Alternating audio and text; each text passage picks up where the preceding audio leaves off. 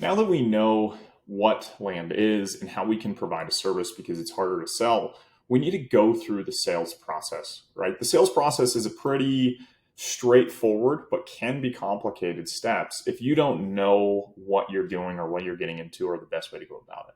So let's go about that first so we can get an understanding of what we're doing, right? So the steps in the sales process are basically inbound lead comes in, we communicate with them, understand the reason for wanting to sell. Then we get an idea of what they want to sell for. What's their price? What do they want to let this land go for? Then once we figure out their price, we figure out what the land is worth. Then once we figure out what we think the land is worth, we generally run that by a realtor. So a realtor is just someone in the area who sells land, who knows land really well. They're going to have like a boots on the ground approach to understanding the value of land more than we could just by looking at things that have sold online that are similar and so on.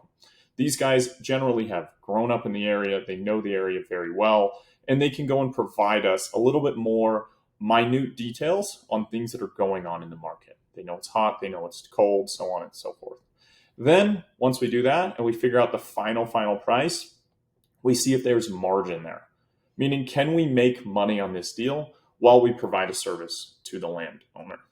If we do think that we can make money on the deal, then we go back, communicate that to them, meaning how much we want to buy it for. We send over a purchase agreement, assuming that they're okay with that. Then when they sign the purchase agreement, we send that to what's called a title company. Title company is going to take this, make sure everything within the past records of the land has been transferred over from owner to owner well and correctly. And assuming that's good, and it's called the title is clear, we can move forward with the process of purchasing the land. Once we've purchased the land, or at least put it under contract with the ability to sell, we then list the land to sell it. Or if we're going to work on it, do something else like subdividing, so on and so forth, we work on that at the same time. But that's the sales process from A to Z.